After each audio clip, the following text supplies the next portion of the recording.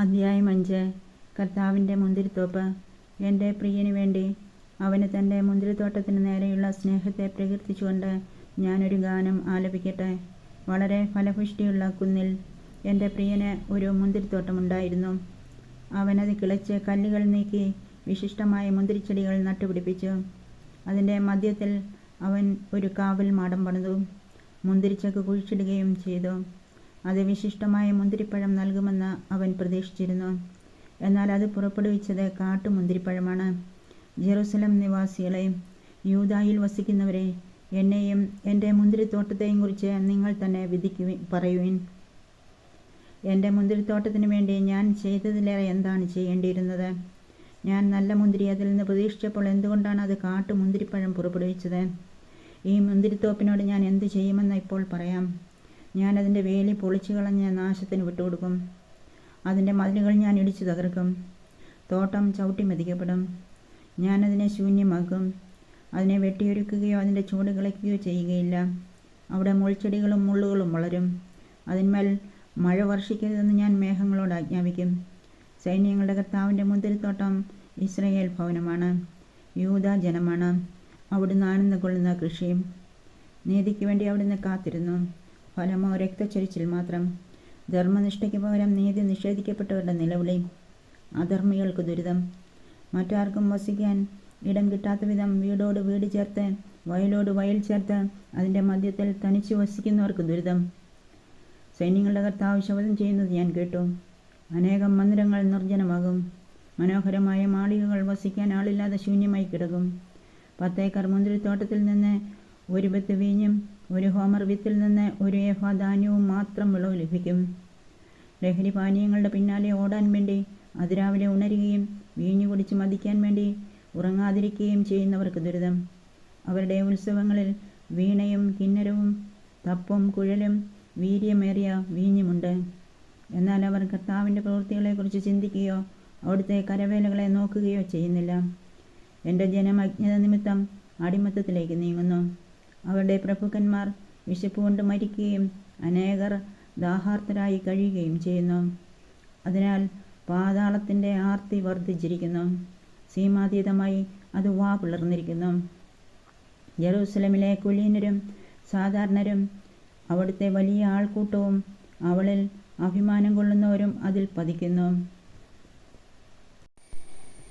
മനുഷ്യന് തലകുനിക്കാൻ ഇടവന്നു. മർത്യർ അവമാനിതരായി, അഹങ്കാരികൾ ലജ്ജിതരായി. സൈന്യങ്ങളുടെ കർത്താവ് നീതിയിൽ ഉയർന്നു നിൽക്കുന്നു. പരിശുദ്ധനായ ദൈവം നീതിനിഷ്ഠയിലൂടെ തൻ്റെ പരിശുദ്ധി വെളിപ്പെടുത്തുന്നു. അപ്പോൾ കുഞ്ഞാടുകൾ മേച്ചിൽ പുറങ്ങളിൽ എന്ന പോലെ അവിടെ മേഞ്ഞു നടക്കും. കൊഴുത്ത മൃഗങ്ങളും ആട്ടിൻകുട്ടികളും അവിടുത്തെ നഷ്ടാവശിഷ്ടങ്ങൾക്കിടയിൽ മേയും. നുണയുടെ കയറുകൊണ്ട് അകൃത്യത്തെ വലിച്ചിഴയ്ക്കുന്നവന് ദുരിതം. പാപത്തെ കയറ് കെട്ടി വലിക്കുന്നവന് ദുരിതം. കർത്താവ് വേഗം തൻ്റെ പ്രവൃത്തി നിറവേറ്റട്ടെ. നമുക്ക് കാണാമല്ലോ, ഇസ്രായേലിൻ്റെ പരിശുദ്ധനായവൻ്റെ ലക്ഷ്യം ആസന്നമാകട്ടെ. അത് നമുക്കറിയാമല്ലോ എന്നവർ പറയുന്നു. തിന്മയെ നന്മയെന്നും നന്മയെ തിന്മയെന്നും വിളിക്കുന്നവന് ദുരിതം. പ്രകാശത്തെ അന്ധകാരമെന്നും അന്ധകാരത്തെ പ്രകാശമെന്നും ഗണിക്കുന്നവന് ദുരിതം. മധുരത്തെ കയ്പായും കയ്പിനെ മധുരമായും കരുതുന്നവന് ദുരിതം. തന്നെ ജ്ഞാനിയെന്നും സൂക്ഷ്മബുദ്ധിയെന്നും കരുതുന്നവന് ദുരിതം. വീഞ്ഞു കുടിക്കുന്നതിൽ വീരന്മാരും വിവിധതരം മദ്യം കൂട്ടിക്കലർത്തുന്നതിൽ ബിരുദന്മാരുമായവർക്ക് ദുരിതം. കൈക്കൂലി വാങ്ങി കുറ്റവാളിയെ മോചിപ്പിക്കുകയും നിരപരാധർക്ക് നീതി നിഷേധിക്കുകയും ചെയ്യുന്നവർക്ക് ദുരിതം. തീനാളത്തിൽ വൈക്കോൽ തുരുമ്പ് പോലെ അഗ്നിജ്വാലയിൽ ഉണക്കപ്പുല്ല് പോലെ അവരുടെ വേര് ജീർണിക്കും. അവരുടെ പുഷ്പങ്ങൾ പൊടി പോലെ പറന്നുപോകും. കാരണം അവർ സൈന്യങ്ങളുടെ കർത്താവിൻ്റെ നിയമത്തെ നിരസിക്കുകയും ഇസ്രായേലിൻ്റെ പരിശുദ്ധനായവൻ്റെ വചനത്തെ നിന്ദിക്കുകയും ചെയ്തു. അവിടുത്തെ ജനത്തിനെതിരായി കർത്താവിൻ്റെ കോപം ജ്വലിച്ചു. അവിടുന്ന് കരമുയർത്തിയവരെ പ്രഹരിച്ചു. പർവ്വതങ്ങൾ പ്രകമ്പനം കൊണ്ടു. അവരുടെ മൃതശരീരങ്ങൾ തെരുവീഥികളിൽ മാലിന്യം പോലെ കിടന്നു. എന്നിട്ടും അവിടുത്തെ കോപം ശമിച്ചിട്ടില്ല. അവിടുത്തെ കരം ഇപ്പോഴും ഉയർന്നു നിൽക്കുന്നു.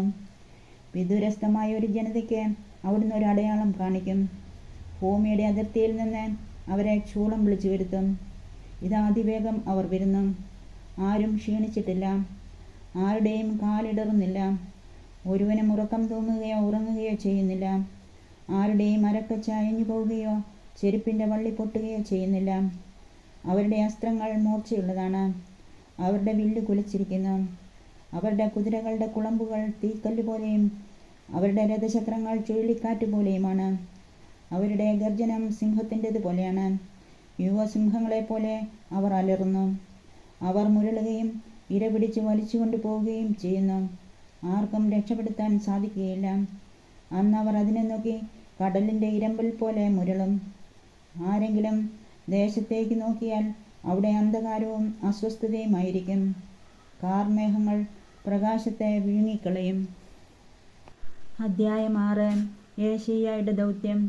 ഉസിയ രാജാവ് മരിച്ച വർഷം കർത്താവ് ഉന്നതമായ ഒരു സിംഹാസനത്തിൽ ഉപവിഷ്ടനായിരിക്കുന്നത് ഞാൻ കണ്ടു.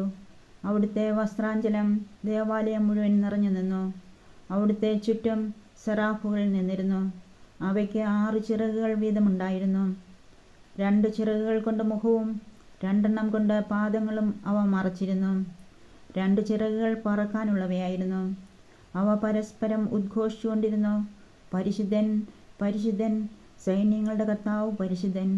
ഭൂമി മുഴുവൻ അവിടുത്തെ മഹത്വം നിറഞ്ഞിരിക്കുന്നു. അവയുടെ ശബ്ദഘോഷത്താൽ ഭൂമുഖത്തിൻ്റെ അടിസ്ഥാനങ്ങൾ ഇളകുകയും ദേവാലയം ധൂമപൂരിതമാവുകയും ചെയ്തു. ഞാൻ പറഞ്ഞു, എനിക്ക് ദുരിതം, ഞാൻ നശിച്ചു. എന്തെന്നാൽ ഞാൻ അശുദ്ധമായ ആദരങ്ങളുള്ളവനും അശുദ്ധമായ ആദരങ്ങളുള്ളവരുടെ മധ്യേ വസിക്കുന്നവനുമാണ്.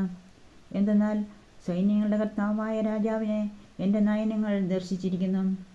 അപ്പോൾ സെറാഫുകളിലൊന്ന് ബലിപീഠത്തിൽ നിന്ന് കൊടിൽ കൊണ്ട് എടുത്ത ഒരു തീക്കനലുമായി എൻ്റെ അടുത്തേക്ക് പറന്നു വന്നു. അവൻ എൻ്റെ അധരങ്ങളെ സ്പർശിച്ചിട്ട് പറഞ്ഞു, ഇത് നിൻ്റെ അധരങ്ങളെ സ്പർശിച്ചിരിക്കുന്നു. നിൻ്റെ മാലിന്യം നീക്കപ്പെട്ടു, നിൻ്റെ പാപം ക്ഷമിക്കപ്പെട്ടിരിക്കുന്നു. അതിനുശേഷം കർത്താവ് അരുളിച്ചെയ്യുന്നത് ഞാൻ കേട്ടു, ആരെയാണ് ഞാൻ അയക്കുക? ആരാണ് നമുക്ക് വേണ്ടി പോവുക? അപ്പോൾ ഞാൻ പറഞ്ഞു, ഇതാ ഞാൻ, എന്നെ അയച്ചാലും. അവിടുന്ന് അരുളിച്ചെയ്തു, പോവുക, ഈ ജനത്തോട് പറയുക, നിങ്ങൾ വീണ്ടും വീണ്ടും കേൾക്കും, മനസ്സിലാക്കുകയില്ല. നിങ്ങൾ വീണ്ടും വീണ്ടും കാണും, ഗ്രഹിക്കുകയില്ല. അവർ കണ്ണുകൊണ്ട് കാണുകയും ചെവി കൊണ്ട് കേൾക്കുകയും ഹൃദയം കൊണ്ട് ഗ്രഹിക്കുകയും അങ്ങനെ മാനസാന്തരപ്പെട്ട് സൗഖ്യം പ്രാപിക്കുകയും ചെയ്യാതിരിക്കേണ്ടതിന് അവരുടെ ഹൃദയങ്ങളെ കഠിനമാക്കുകയും ചെവികളെ മന്ദീഭവിപ്പിക്കുകയും കണ്ണുകളെ അന്ധമാക്കുകയും ചെയ്യുക. കർത്താവേ, ഇത് എത്ര നാളത്തേക്ക് എന്ന് ഞാൻ ചോദിച്ചു. അവിടുന്ന് അരുളിച്ചെയ്തു, നഗരങ്ങൾ ജനവാസമില്ലാതെയും ഭവനങ്ങൾ ആൾപ്പാർപ്പില്ലാതെയും ശൂന്യമായി ദേശം മുഴുവൻ വിജനമായി തീരുന്നതുവരെ, കർത്താവ് ജനത്തെ വിദൂരത്തേക്ക് ഓടിക്കുകയും ദേശത്തിൻ്റെ മധ്യത്തിൽ നിർജ്ജന പ്രദേശങ്ങൾ ധാരാളമാവുകയും ചെയ്യുന്നതുവരെ, അതിൽ 1 ദശാംശമെങ്കിലും അവശേഷിച്ചാൽ അവ വീണ്ടും അഗ്നിക്കിരയാകും. ടർപ്പൻ്റെയിൻ വൃക്ഷമോ കരുവേലകമോ വെട്ടിയാൽ അതിൻ്റെ കുറ്റി നിൽക്കുന്നത് പോലെ അത് അവശേഷിക്കും. ഈ കുറ്റി ഒരു വിശുദ്ധ ബീജമായിരിക്കും. അധ്യായം 7. ഇമ്മാനുവൽ പ്രവചനം. യൂദാ രാജാവായിരുന്ന ഉസിയയുടെ പുത്രനായ യോഥാമിൻ്റെ പുത്രൻ ആഹാസിൻ്റെ കാലത്ത് സിറിയ രാജാവായ റസീനും ഇസ്രയേൽ രാജാവും റമാലിയായുടെ പുത്രനുമായ പെക്കായും യെറൂസലേമിനെതിരെ യുദ്ധത്തിന് വന്നു. എന്നാൽ അവർക്കതിനെ കീഴടക്കാൻ കഴിഞ്ഞില്ല. സിറിയ എബ്രാഹിമിനോട് സഖ്യം ചെയ്തിരിക്കുന്നുവെന്ന് ദാവീദ് ഭവനം അറിഞ്ഞപ്പോൾ കൊടുങ്കാറ്റിൽ വനത്തിലെ വൃക്ഷങ്ങൾ ഇളകുന്നത് പോലെ അവൻ്റെയും ജനത്തിൻ്റെയും ഹൃദയം വിറച്ചു. കർത്താവ് യേശയ്യായോട് അരുളിച്ചെയ്തു, നീ പുത്രനായ ഷെയാർ-യാശുബുമൊത്ത് ചെന്ന് അലക്കുകാരൻ്റെ വയലിലേക്കുള്ള രാജവീതിയുടെ അരികെയുള്ള മേൽക്കളത്തിലെ നീർച്ചാലിൻ്റെ അറ്റത്ത് വെച്ച് ആഹാസിനെ കണ്ട് ഇപ്രകാരം പറയുക, ശ്രദ്ധിക്കുക, സമാധാനമായിരിക്കുക, ഭയപ്പെടേണ്ട. പൂവഞ്ഞുകൊണ്ടിരിക്കുന്ന ഈ 2 തീക്കൊള്ളി നിമിത്തം റസീൻ്റെയും സിറിയായുടെയും റമാലിയായുടെ പുത്രൻ്റെയും ഉഗ്രകോപം നിമിത്തം നീ ഭയപ്പെടരുത്. നമുക്ക് യൂദായ്ക്കെതിരെ ചെന്ന് അതിനെ ഭയപ്പെടുത്തുകയും കീഴടക്കി തബേലിൻ്റെ പുത്രനെ അതിൻ്റെ രാജാവായി വാഴിക്കുകയും ചെയ്യാമെന്ന് പറഞ്ഞുകൊണ്ട് സിറിയായും എബ്രാഹിമും റമാലിയായുടെ പുത്രനും നിനക്കെതിരെ ഗൂഢാലോചന നടത്തി. ആകയാൽ ദൈവമായ കർത്താവ് അരുളിച്ചെയ്യുന്നു, അത് സംഭവിക്കുകയില്ല, ഒരിക്കലും സംഭവിക്കുകയില്ല. സിറിയയുടെ തലസ്ഥാനം ദമാസ്കസും ദമാസ്കസിൻ്റെ തലവൻ റസീനുമാണ്. 65 വർഷത്തിനുള്ളിൽ എബ്രാഹിം ഛിന്ന ഭിന്നമാക്കപ്പെടും. മേലിൽ അത് ഒരു ജനതയായിരിക്കുകയില്ല. എബ്രാഹിമിൻ്റെ തലസ്ഥാനം സമരിയായും അധിപൻ റമലിയായുടെ പുത്രനും ആണ്. വിശ്വസിക്കുന്നില്ലെങ്കിൽ നിനക്ക് സ്വസ്ഥത ലഭിക്കുകയില്ല. കർത്താവ് വീണ്ടും ആഹാസിനോട് അരുളിച്ചെയ്തു, നിന്റെ ദൈവമായ കർത്താവിൽ നിന്ന് ഒരടയാളം ആവശ്യപ്പെടുക. അത് പാതാളം പോലെ അഗാധമോ ആകാശം പോലെ ഉന്നതമോ ആയിരിക്കട്ടെ. ആഹാസ് പ്രതിവചിച്ചു, ഞാനത് ആവശ്യപ്പെടുകയോ കർത്താവിനെ പരീക്ഷിക്കുകയോ ഇല്ല. അപ്പോൾ യെശയ്യാ പറഞ്ഞു, ദാവീദിന്റെ ഭവനമേ ശ്രദ്ധിക്കുക. മനുഷ്യരെ അസഹ്യപ്പെടുത്തുന്നത് പോരാഞ്ഞിട്ടാണോ എൻ്റെ ദൈവത്തിൻ്റെ ക്ഷമ പരീക്ഷിക്കുന്നത്? അതിനാൽ കർത്താവ് തന്നെ നിനക്ക് അടയാളം തരും. യുവതി ഗർഭം ധരിച്ചൊരു പുത്രനെ പ്രസവിക്കും. അവൻ ഇമ്മാനുവൽ എന്ന് വിളിക്കപ്പെടും. തിന്മ ത്യജിക്കാനും നന്മ സ്വീകരിക്കാനും പ്രായമാകുമ്പോൾ ബാലൻ തൈരും തേനും ഭക്ഷിക്കും. നന്മതിന്മകൾ തിരിച്ചറിയാൻ ആ ബാലന് പ്രായമാകുന്നതിന് മുൻപ് നിങ്ങൾ ഭയപ്പെടുന്ന 2 രാജാക്കന്മാരുടെയും രാജ്യങ്ങൾ നിർജ്ജനമാകും. യൂദായിൽ നിന്ന് എബ്രായീം വേർപിരിഞ്ഞതിൽ പിന്നെ വന്നിട്ടില്ലാത്ത തരത്തിലുള്ള ദിനങ്ങൾ അസീറിയ രാജാവിൻ്റെ ഭരണം തന്നെ കർത്താവ് നിന്റെയും ജനത്തിൻ്റെയും നിന്റെ പിതൃഭവനത്തിൻ്റെയും മേൽ വരുത്തും. അന്ന് ഈജിപ്തിലെ നദികളുടെ ഉത്ഭവസ്ഥാനത്തുള്ള ഈച്ചകളെയും അസീറിയ രാജ്യത്തെ തേനീച്ചകളെയും കർത്താവ് വിളിച്ചു വരുത്തും. അവ ആഴമേറിയ മലയിടുക്കുകളിലും പാറയിടുക്കുകളിലും മുൾച്ചെടികളിലും മേച്ചിൽപ്പുറങ്ങളിലും വന്നുകൂടും. അന്ന് കർത്താവ് നദിയുടെ അക്കരെ നിന്ന് കടം വാങ്ങിയ ക്ഷൗരക്കത്തി കൊണ്ട് അസീറിയ രാജാവിനെ കൊണ്ട് തന്നെ തലയും കാലിലെ രോമവും താടിയും ക്ഷൗരം ചെയ്യും. ആ നാളിൽ ഒരുവനൊരു പശുക്കിടാവിനെയും 2 ആടുകളെയും വളർത്തും. അവ സമൃദ്ധമായി പാൽ നൽകുന്നത് കൊണ്ട് അവൻ തൈരും ഭക്ഷിക്കും. ആ ദേശത്ത് അവശേഷിക്കുന്നവരും തൈരും തേനും ഭക്ഷിക്കും. ആ ദിനത്തിൽ 1000 ഷെക്കൽ വെള്ളി വില വരുന്ന 1000 മുൾച്ചെടികൾ വളർന്നിരുന്ന സ്ഥലങ്ങളിൽ മുൾച്ചെടികളും മുള്ളുകളും വളരും. ദേശം മുഴുവൻ മുൾച്ചെടികൾ നിറഞ്ഞിരിക്കുന്നതിനാൽ അമ്പും വില്ലുമായിട്ടേ ആളുകൾ അവിടെ പ്രവേശിക്കുകയുള്ളൂ.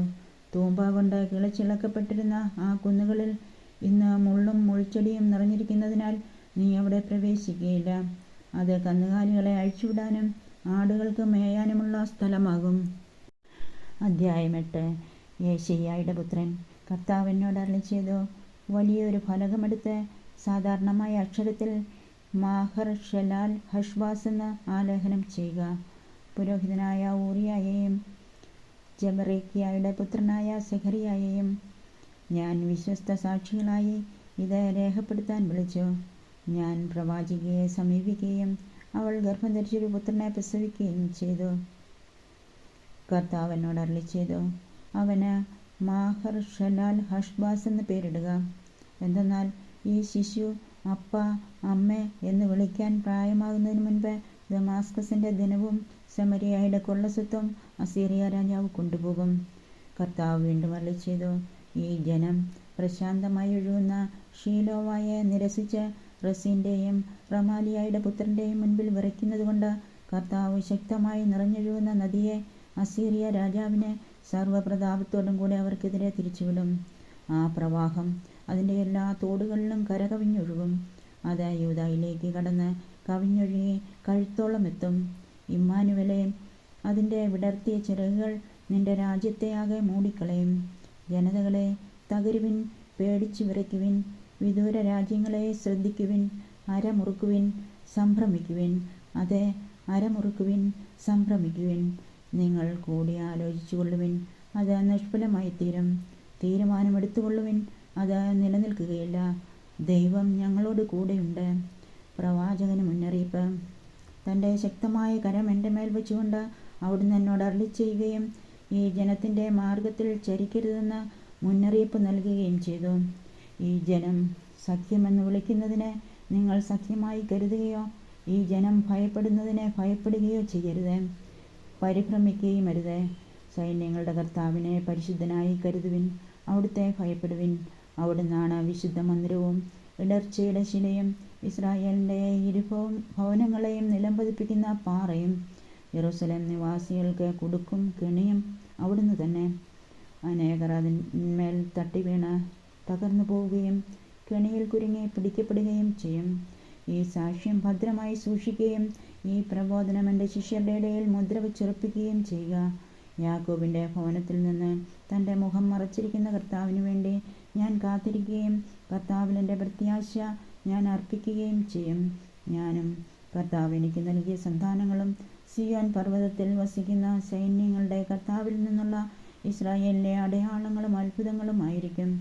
അവർ നിങ്ങളോട് വെളിച്ചപ്പാടന്മാരോടും ചിലയ്ക്കുകയും ഒച്ചയുണ്ടാക്കുകയും ചെയ്യുന്ന മന്ത്രവാദികളോടും ആരായുവിൻ എന്ന് പറയും. ജനം തങ്ങളുടെ ദേവന്മാരോട് ആരായുന്നില്ലേ? ജീവിച്ചിരിക്കുന്നവർക്ക് വേണ്ടി മരിച്ചവരോട് ആരായുകയില്ലേ എന്ന് ചോദിക്കും. അപ്പോൾ നിങ്ങൾ പ്രബോധനവും സാക്ഷ്യവും സ്വീകരിക്കുവിൻ. അവർ പറയുന്ന കാര്യങ്ങൾ വെളിച്ചം കാണുകയില്ല. അവർ അത്യധികം കഷ്ടപ്പെട്ടും വിശന്നും ദേശത്തലഞ്ഞു നടക്കും. തങ്ങൾക്ക് വിശക്കുമ്പോൾ അവർ കുപിതരാവുകയും തങ്ങളുടെ രാജാവിനെയും ദൈവത്തെയും ശപിക്കുകയും ചെയ്യും. അവർ മുകളിലേക്കും താഴോട്ടും കണ്ണയക്കും.